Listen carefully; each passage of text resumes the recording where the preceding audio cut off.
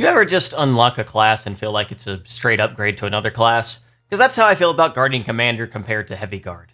Not to say Guardian Commander is absolutely amazing, but if you enjoy the traditional face tank gameplay and don't want to rely on your evasion tank getting one-shot and ruining everything because an attack broke through, I think Guardian Commander is easily the best option in the game thanks to some strong damage mitigation, okay damage, and surprisingly decent support.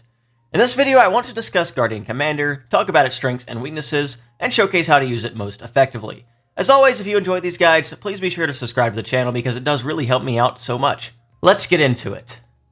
I think it's probably just the most fun to use the S-rank aptitude for the classes unless there is a very specific circumstance that might make one character better than another for the class, so for Guardian Commander I will be controlling Noah, who is the S-rank for the class. Now, someone like Lons will have slightly more health, but it doesn't really matter all that much. As a face tank class, Guardian Commander has some interesting properties that are mostly unique to it for a while, such as the Awakening buff. The talent art for Guardian Commander will absorb attacks for a few seconds, and if you are attacked during this time, you will get this Awakening buff. You will not get it if you do not take a hit. Awakening is a status effect that makes all of your attacks and art stronger for a period of time as long as the buff remains active.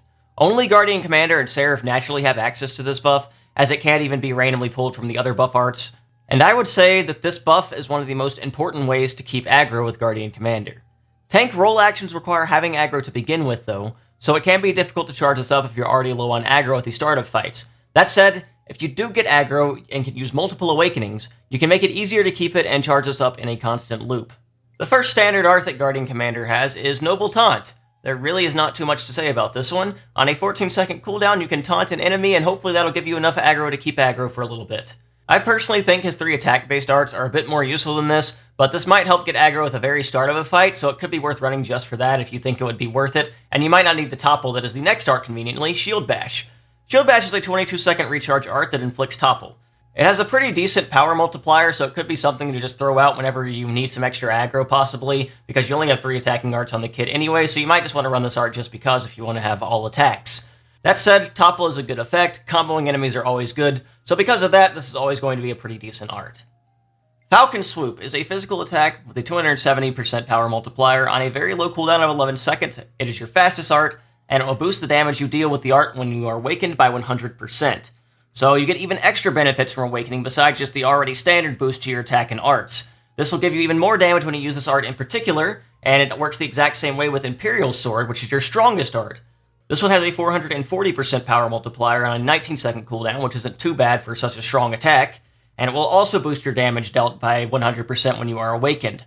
So this class really wants to be awakened whenever it can to do as much damage as possible because that'll help it keep aggro much easier. The final art is Grand Protection, which I honestly think is pretty bad. It is a stance that'll boost your block rate by 40%, which is really unnecessary since my current setup has a 94% block rate, and it also cuts your damage. And I do not think cutting your damage as a tank is very beneficial for keeping aggro at all, so I really don't like running that. As such, I think this is probably going to be the general best setup. You might run Noble Taunt over Shield Bash if you have other reliable ways to topple, but you probably want the other 2 arts just for some strong damage to keep aggro with. For my master arts, I am running Aerial Slash and Jackal Claw. These are basically the same arts, just with slightly different weapons. The Incursor art is slightly more powerful than the Martial Artist art, but they work pretty similarly. And basically I'm running both of these because they have pretty strong power multipliers along with a pretty fast recharge gauge, and they also grant the ability to evade enemy attacks while the art is active. Now, Guardian Commander has some really terrible agility. You're not going to be evading any attacks normally, so having arts that'll guarantee you get evasion when they are active is really useful for just ensuring you have that extra survivability as a face tank. There are some attacks in this game that can even one-shot a tank if you're unlucky and it goes through the block rate. Now that's not very likely to happen with the 94% I have here, but it still is never going to hurt to have some ways to evade enemy attacks, especially because there are a few situations you would definitely want to have this. Resonant Flag is the final art I am running with the kit. This is particularly beneficial because, as I said, Awakening counts as a buff, and you normally don't get to put this buff on all of your allies. But if you have the Resonant Flag Master art with Guardian Commander, if you get Awakening, you can actually use Resonant Flag to pass Awakening to everyone, increasing your entire party's damage. This can be a really nice effect for ensuring your party is hitting as hard as possible, and you can end fights even faster.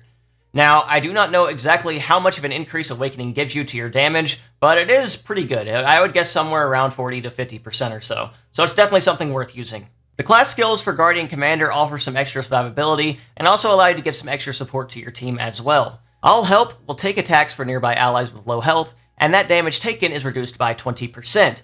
Ideally, you never want to lose aggro, but if you do, this can be a good safety net backup to just protect your healers especially, and sometimes your DPS as well, though that's not as important as long as you keep your healers alive to revive them. Soldier's Potential will restore your health gradually when you're at 30% health or lower, 1.4% health every second. This can be really useful if you get to that low percentage health range, but I don't think it's going to be the most impactful skill. It's probably the least impactful of all of these because as a tank, you can probably keep yourself above this health range most of the time against most enemies, but it still provides a decent safety net and can be useful if all of your healers have all of their healing arts on cooldown. Protector's Pride will boost recharge speed by 50% when non-defenders are targeted. Now this skill is extremely good, ironically, for non-defenders, especially if you have no defenders on your team, because you basically always get that recharge. But for a tank role, essentially if you don't have aggro on this class, you will get increased recharge speed, and the goal of that is to help you get aggro back. It's a pretty useful skill because of that, especially if you lose aggro, since this class doesn't have the greatest damage, especially if you can't get the awakenings. But this skill is still very useful to help you do additional art damage, especially if your master arts are pretty strong damaging effects as well. Mind for Guarding will increase damage reduction rate when blocking by 20 percentage points. I think this skill is really good, and one of the reasons you definitely want to give yourself a high block rate with the class. And with this, every time you block an attack, you will only take 30% of the damage instead of 50%. I think this skill is very useful because of that. It's one of the most useful damage reduction skills in the game, and I think it pairs very well with the kit overall because of the block rate that you can achieve. For the class skills, I am running Defensive Soul. This is just a boost to physical defense by 20%. Most attacks in the game are going to be physical based, and you can give yourself a 60% physical defense with this. I think that is really, really beneficial to just make sure you're taking as little damage as possible, and pairs very well with a high block rate to ensure even the strongest enemies on hard mode are not going to be doing that much damage to you most of the time. Fighting Prowess is just a general boost to physical arts by 50%. I find this to be pretty useful since every art I am running is physical based, and as a tank, you definitely want to do damage because that helps you keep aggro a lot easier.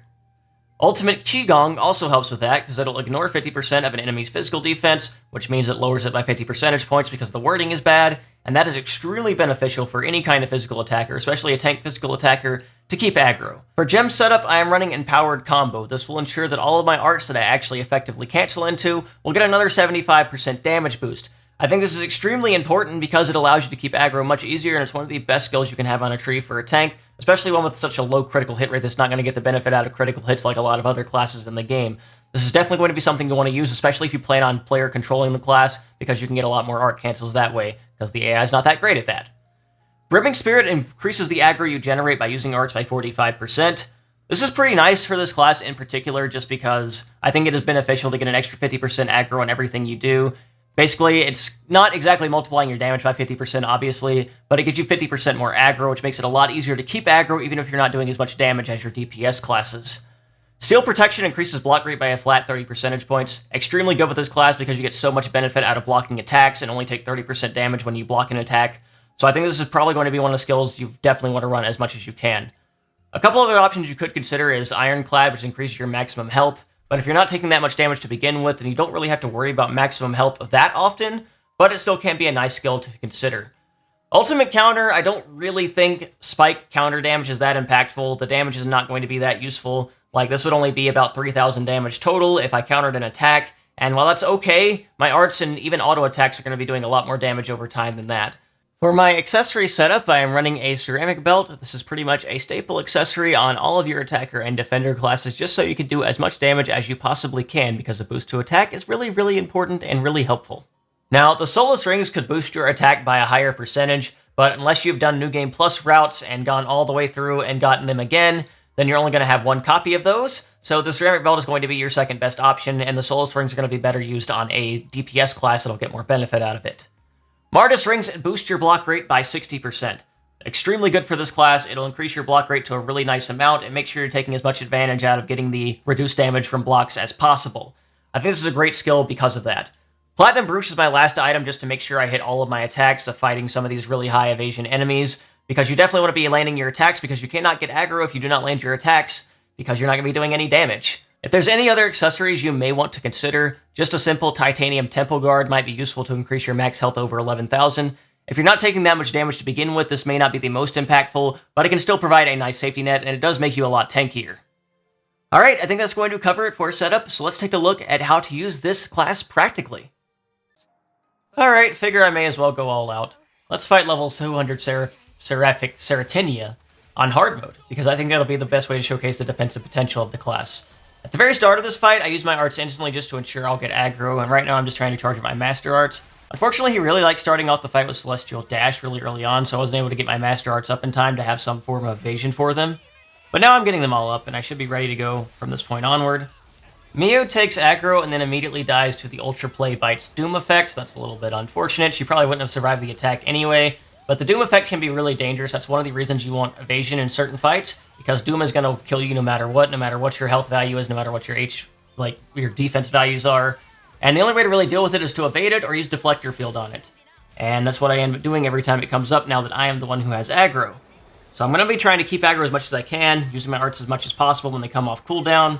Being level 200, he has really high evasion, but I'm able to hit him constantly because of my strong accuracy since I'm running the Platinum Brooch. I used Shield Bash there for the topple there a second ago. I probably didn't have to use Resonant Flag, but I had my hands on the fusion button just to get my interlink levels up.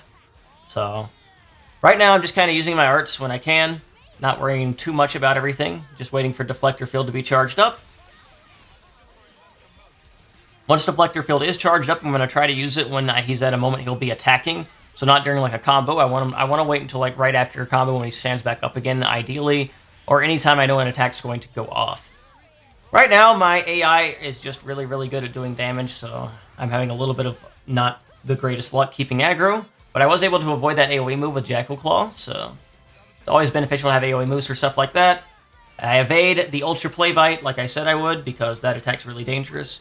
One really interesting application of having Imperial Sword linked to an evasion art is Imperial Sword actually takes a pretty long time. So you can get the evasion during the entire animation of that, which can actually sometimes be beneficial. If only it didn't take that long, though, it would be nice. So I used my topple there because I didn't think my AI was going to topple as fast as they did, but they ended up doing that. And right now, this fight's going pretty well. There hasn't been too many issues. And once I get Deflector filled up, I'm going to pass, or I'm going to get Awakening, and then I'm going to pass that with Resonant Flag. And from there, we are going to hopefully have a pretty successful fight.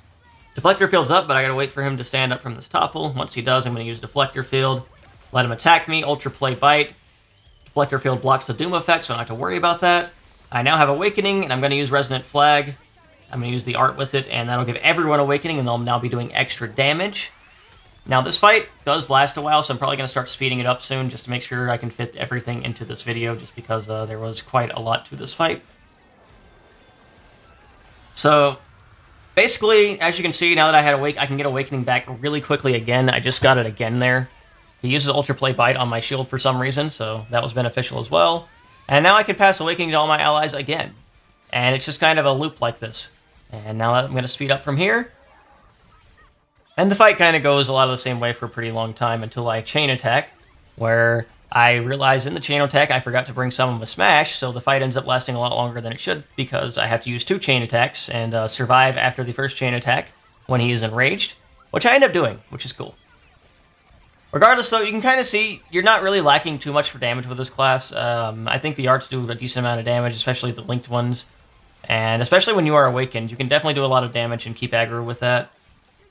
Sometimes Mio is really good and takes aggro from you, though, but that doesn't really matter too much until she dies from Doom like she did there. I have aggro back now, and I've also got my Awakening, so I can once again pass that, and once I pass it, I go into a chain attack. It'll last for like a couple rounds here, not too much, but it'll still be useful for a couple attacks at the very least. I go for the break with Senna, and at this point I'm just going to try to get the combo set up. I get the topple with my topple art with Guardian Commander. I give everyone power charge again. Ashura launches, and at this point I'm like, wait, Tyon is Incursor. He doesn't have Smash. And Senna's also a Agnes DPS that doesn't have Smash, so we have no Smashes in the party, unfortunately, so fight is going to last a little bit longer than I would have liked, but overall not too bad. I'm going to go ahead and skip to the end of this chain attack, since it's kind of just more of the same at this point. Noah does some decent damage with his aerial slash linked art. Once the chain attack is over, things get a lot more dangerous in the fact that we have to be really, really careful because he can do a lot more damage once he enrages immediately after this. Transient Bond in particular is a pretty annoying attack because it can target random people, not just the person who is being aggroed. Right now I've lost aggro because a lot of my characters were doing a lot of damage in that chain attack, And here I go for a couple smashes. I give everyone their interlink levels so they can kind of survive immediately afterwards from the chain attack, since we all have level 3. I can do some smashes with Ouroboros form, but it's not going to do as much damage as just a chain attack smash, unfortunately. But I'm able to get the Origin Blade off with Noah, and after that we go back into this section of the fight. I wish I had aggro, but I do not, so I'm just kind of trying to get my chain attack up as soon as possible so I can go back into that and end this fight properly. So, I was never really in any danger of dying during this entire fight, despite it being the hardest enemy on hard mode.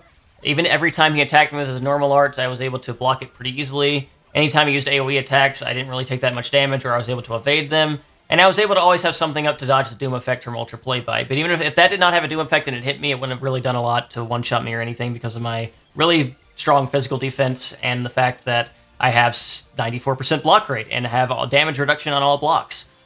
So overall, in this fight, this final chain attack here, I'm just going to be reducing its physical defense as soon as possible, and then I'm going to be doing as much damage as I can during the rest of this.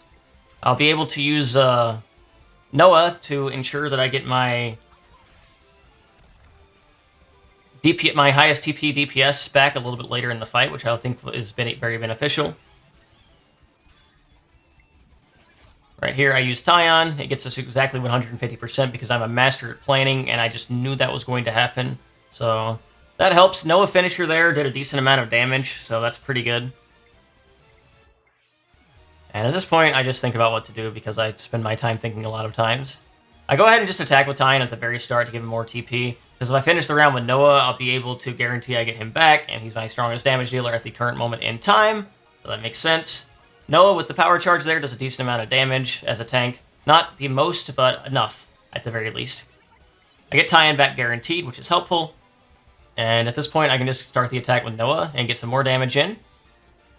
Go ahead and use Lons here, since it's the last round before the Ouroboros round, and then I use Tyon to finish the round. He's not quite dead yet, but next round he'll finally be dead for sure. And then I'll finish the chain attack off with just a quick Tyon's attack here. And, of course, we'll finish it with a funny Ouroboros special that was not necessarily needed, but it'll do some more damage anyway. I never launched in this entire chain attack. I probably could have, but I just decided I didn't really need the damage, so the fight's over. Really easy. Regardless, hopefully you could see the defensive impact of Guardian Commander and how I was kind of able to protect most of my allies most of the fight, except for the rare times they got one-shotted by AoE and after the first chain attack where things were a little bit sketchy. But overall, this class is pretty decent at keeping aggro if you can take advantage of the Awakening effect.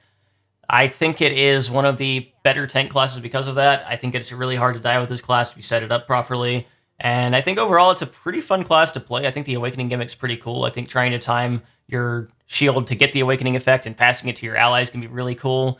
I think it's really fun if you're actually swapping classes during fights. I was not, since I was trying to show off the specifics of this class in general, but being able to grant Awakening to an ally and then swap to that ally and start going ham with like a DPS class, I think that's one of the most fun things you can do. So, I don't really know what else to say. I hope you guys learned something from watching this guide and appreciate how to use this class more. If you enjoyed this guide, please be sure to subscribe to the channel, like the video, comment, and support any other way you want to, and I will really, really appreciate it. As always, thank you guys so much for watching. Please look forward to my future class guides and other guides that I have planned, including a hero tier list sort of guide video that'll probably be pretty soon. And yeah, have a wonderful and blessed day. I'll see you back here soon.